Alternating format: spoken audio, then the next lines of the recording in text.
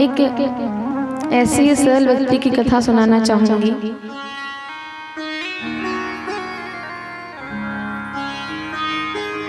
एक नगर में एक व्यक्ति रहता था,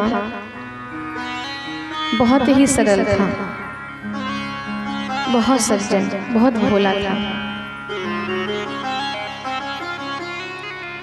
एक कमी थी उसकी कि वो खाता बहुत था, बहुत खाता था। खाता बहुत था पर काम कुछ करे ना। काम करेगा भी तो कैसे? जहाँ खाए, जितना खाए वहीं लुढ़क जाए, इतना खा लेता था। एक के बाद एक किसी के यहाँ कार्यक्रम में गया, खा गया 20-25 पूड़ी। एक आदमी उसको देखे जा रहा है कि ये पूड़ी के पूड़ी उड़ाया जा रहा है, खाया जा रहा है, और खा खा के कहता है कि दाने दाने पे लिखा खाने वाले का नाम, दाने दाने पे लिखा खाने वाले का नाम। जब उस व्यक्ति से रहा नहीं गया तो उसने कहा, भैया देख, तू ये मत कह कि दाने दाने पे लिखा खाने वाले का नाम, तू तो ये कह कि बोरे बोरे पे लिखा खाने वाले का नाम। कब से खाए जा रहे हो, बीच में थोड़ा पानी तो पी लो। उसने कहा, पानी तो पी ले, पहले बीज तो आए। अभी उसका बीज ही नहीं आया। बहुत खाता था। घर वालों ने तंग हो करके उसको घर से निकाल दिया कि तुम तो जाओ, काम कुछ करते नहीं हो, इतना खाते हो, निकल जाओ घर से। क्या करता, बड़ा भोला था, चला आया घर से। दिन भर भूख के मारे यहाँ वहाँ घूमा, कुछ ना मिला तो फिर वापस घर को गया। घर वालों ने पूछा, तुम फिर वापस आ गए? व्यक्ति कहता है, शायद मुझे निकाल कर पछता रहे हो आप, महफिल में आ गया हूँ कुछ इस ख्याल से। घर वालों ने कहा, देखो यहाँ कोई पछता नहीं रहा है, तुम यहाँ से चले ही जाओ, तुम्हारे लिए भोजन पका पका के हम सब थक गए हैं, एक काम तो तुमसे होता नहीं। क्या करता? रास्ते में चलते चलते उसको एक महात्मा जी मिले। सारी व्यथा उसने बताई। महात्मा जी ने कहा, तुम एक काम करो, अयोध्या जी चले जाओ। बड़ा अच्छा हुआ कि तुमको मोह माया से घर वालों ने खुद ही अलग कर दिया, यहाँ हमको छोड़े छूटता नहीं।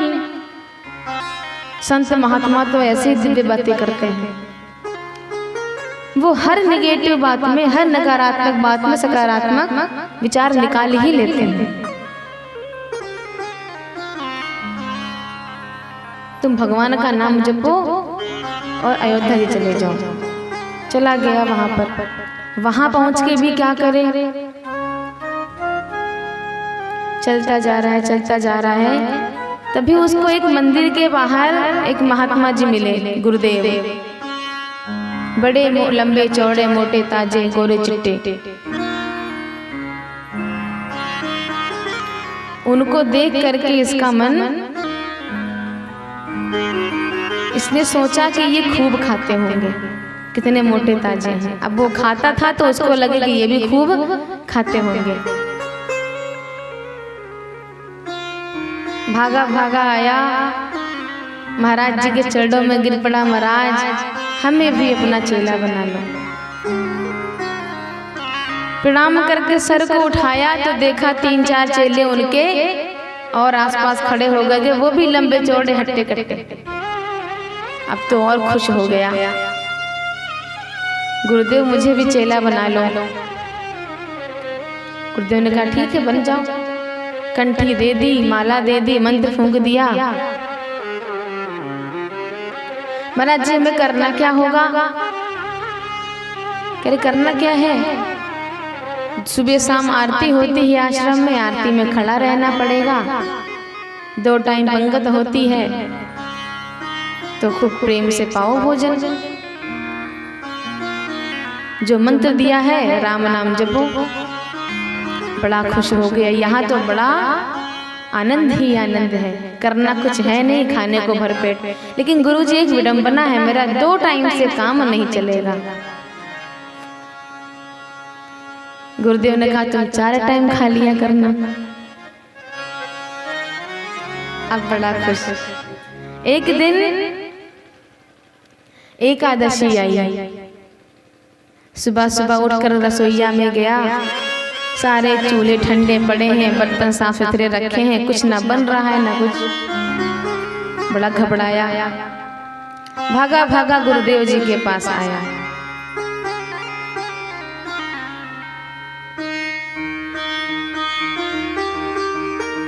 बोला महाराज जी आज भोजन नहीं बन रहा है, सारे चूल्हे ठंडे पड़े हुए हैं। गुरुदेव ने कहा तुम्हें पता नहीं है आज एकादशी है? हाँ तो क्या, आज सबको व्रत करना है, सबका उपवास है, तुम्हें भी करना पड़ेगा।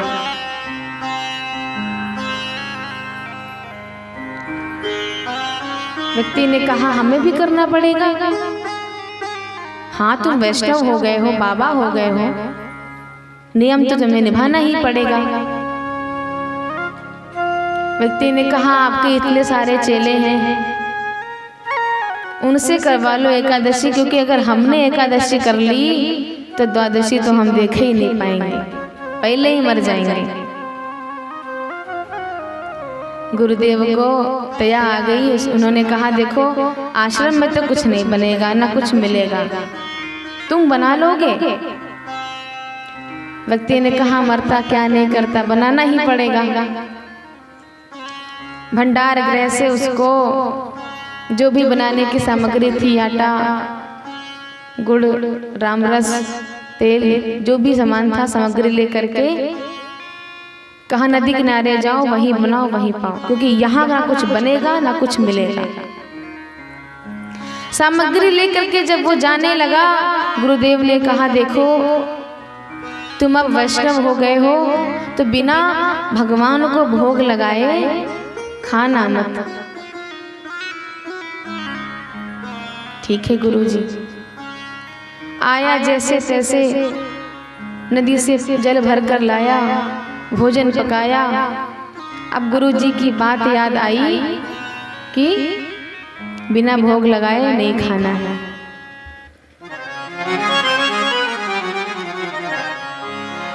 भोजन बनाया, परोसा और भगवान को बुलाने लगा।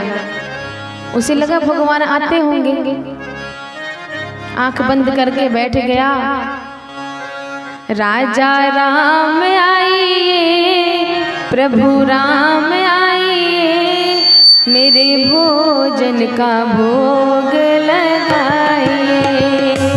राजा राम आइए, प्रभु राम आइए, मेरे भोजन का भोग लगाइए। ओ राजा राम आइए, प्रभु राम आइए, मेरे भोजन का भोग लगाइए। राजा राम आइए, प्रभु राम आइए, मेरे भोजन का भोग लगाइए। जब भगवान इतने पर भी नहीं आए तो कहता है आचमनी अर्घाना रीति यहाँ यही मेहमानी।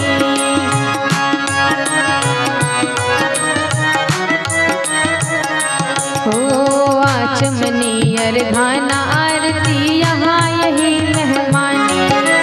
सूखी रोटी खाओ, प्रेम से पियो नदी का पानी। राजा राम आइए, मेरे राम आइए, मेरे भोजन का भोग लगाइए।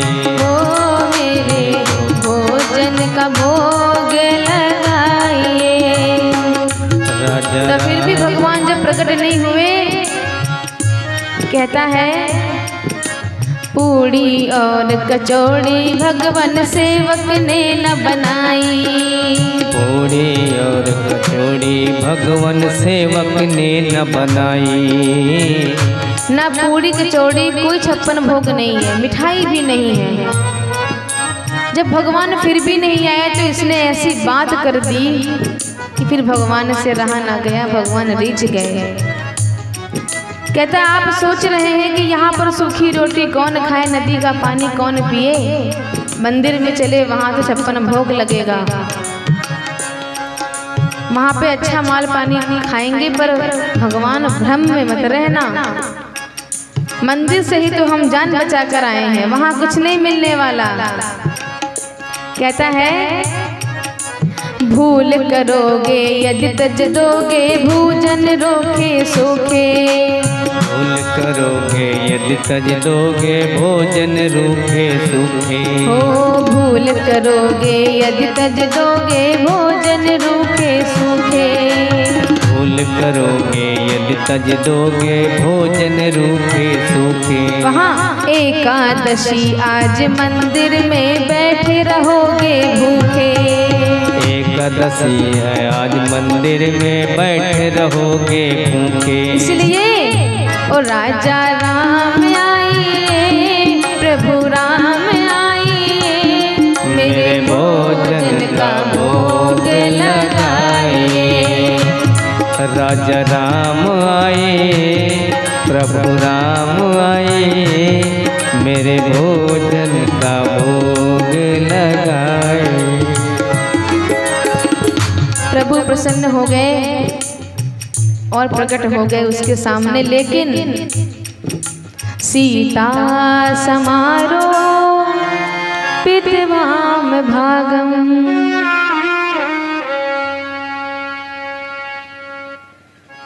अकेले प्रकट नहीं हुए, राम वाम दिश जानकी, माता जानकी के साथ प्रकट हुए।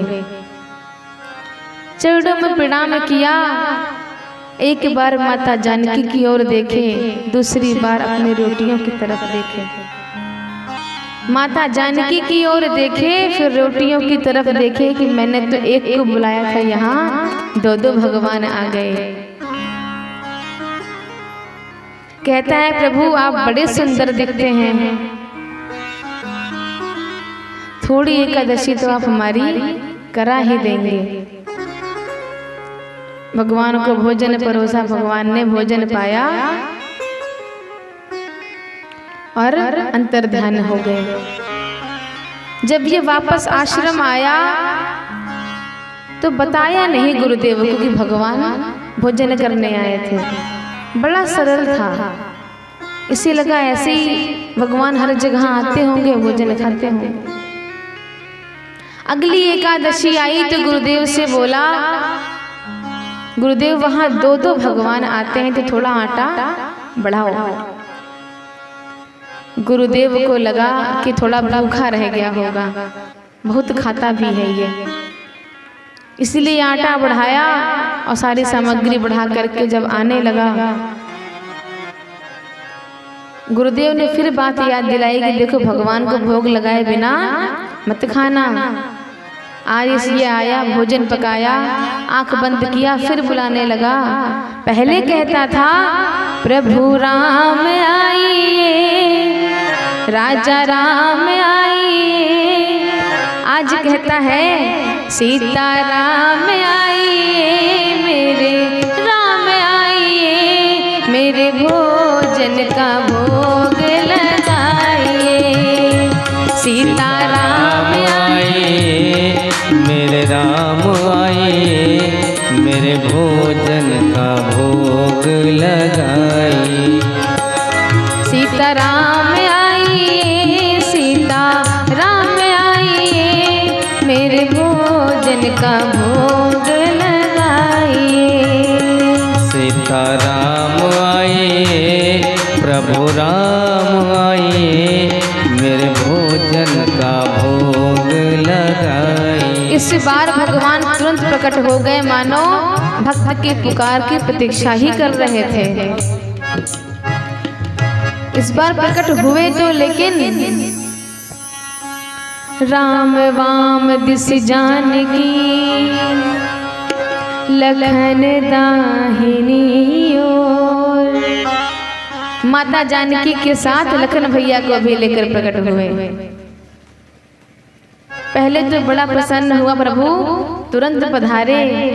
दूसरे ही क्षण दुखी हो गया कि मैंने तो 2 को बुलाया था, इस बार 3 आ गए। अब लखन भैया की ओर देखे, फिर अपनी रोटियां गिनने लगे। प्रभु आप कितने सुंदर दिखते हो। थोड़ी एकादशी आज मेरी फिर से हो जाएगी। भोजन पवाया भगवान को। माँ जानकी भी मंद मंद मुस्काए रही थी। लखन भैया कह रहे हैं अच्छी आवभगत हो रही है, कैसे भक्त के यहाँ ले आए। रोटियां गिन रहा है, कह रहा है 2 को बुलाया था तो 3 कैसे आ गए। भगवान जब जाने लगे तो कहता है, चरणों में प्रणाम करता है, बारंबार कहता है भगवान आप बड़े सुंदर दिखते हो, एक बात बताते जाओ कि अगली बार कितने आओगे, उतने की भोजन व्यवस्था करके रखूंगा। भगवान ने बताया नहीं, अंतर्ध्यान हो गए। अगली एकादशी आई, फिर इसने और गुरुदेव से बोला कि वहां भूत भगवान आते हैं, थोड़ा तो आटा बढ़ाओ। भंडार गृह से उसको आटा बढ़ा के दिया गया। उसी के हिसाब से सामग्री दी गई। लेकर के आया नदी के किनारे, भोजन पकाया।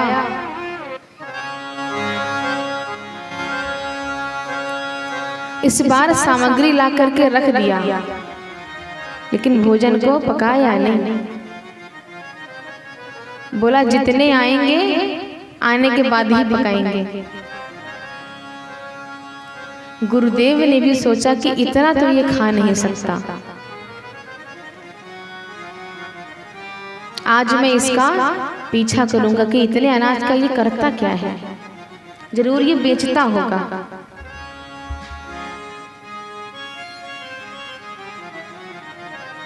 बिना भोजन पकाए ही बुलाने लगा।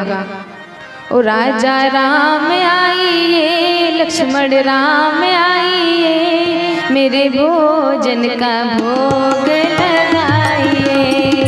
सीता राम आइए, राजा राम आइए, मेरे भोजन का भोग लगाइए। सीता राम आइए, लक्ष्मण राम आइए, मेरे भोजन का भोग लगाइए। सीता राम आए, लक्ष्मण राम आए, मेरे भोजन का भोग लगाइए। तुरंत ही भगवान प्रकट हुए, लेकिन जब जंगल में भक्त ने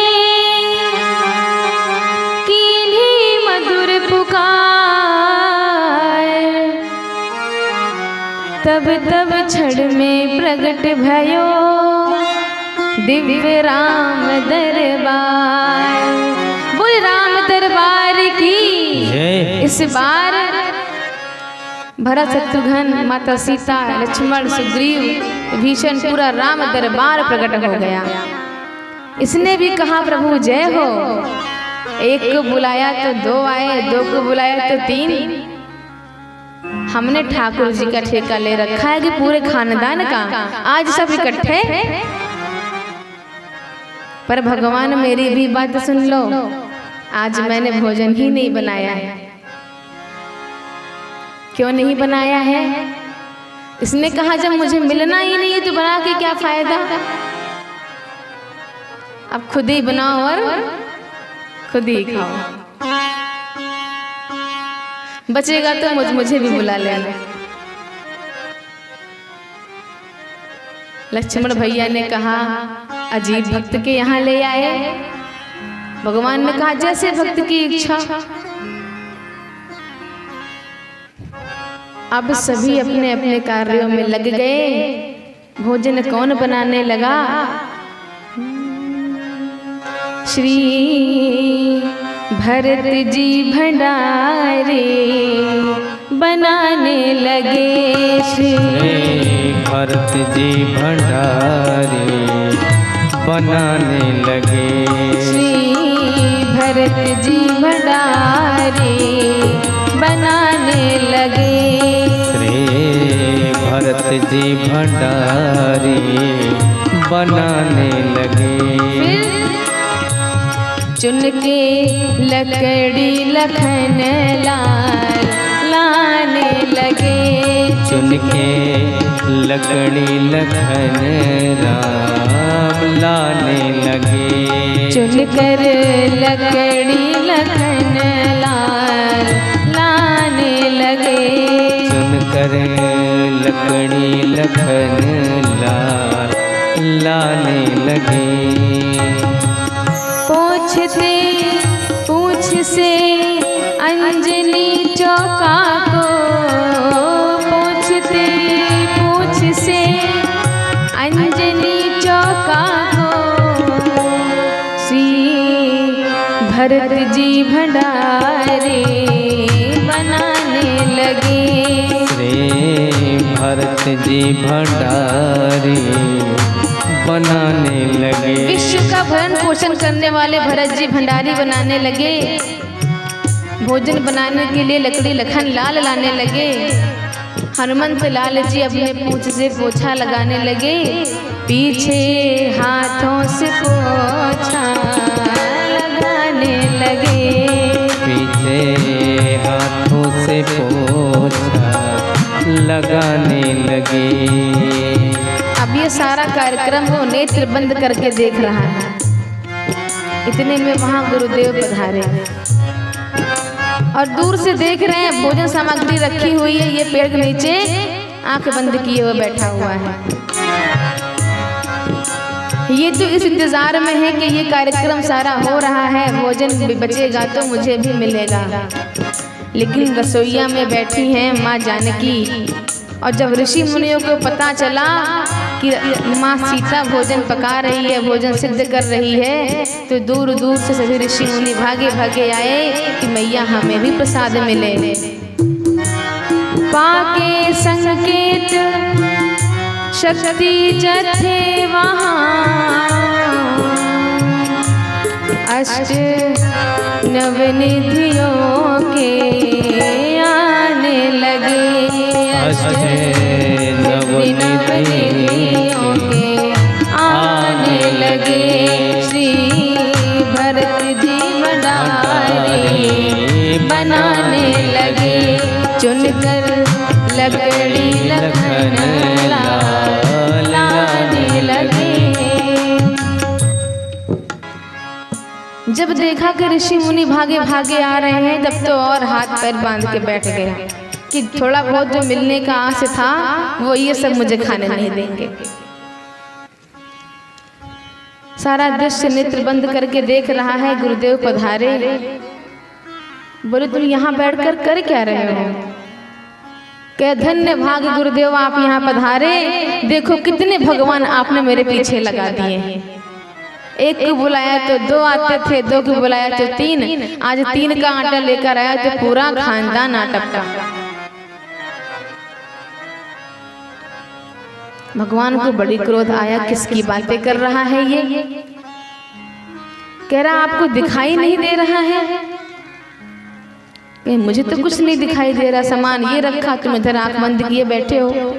अब तो ये और रोने लगा कि अब तो ये मुझे साबित भी कर देंगे कि मैं झूठा हूँ। एक तो मुझे भोजन नहीं पाने को मिलता, ऊपर से गुरुदेव को ये दिखाई भी नहीं दे रहे हैं। हाथ जोड़कर भगवान के पास गया। प्रभु आप मेरे गुरुदेव को क्यों नहीं दिखते? मैं तो अज्ञानी हूँ, ये तो हमसे ज्यादा ज्ञानी हैं, हमसे ज्यादा योग्य हैं। इन्हें भी दिखो, वरना ये मुझे झूठा कहेंगे। भगवान ने कहा मैं इन्हें नहीं दिख सकता। क्यों?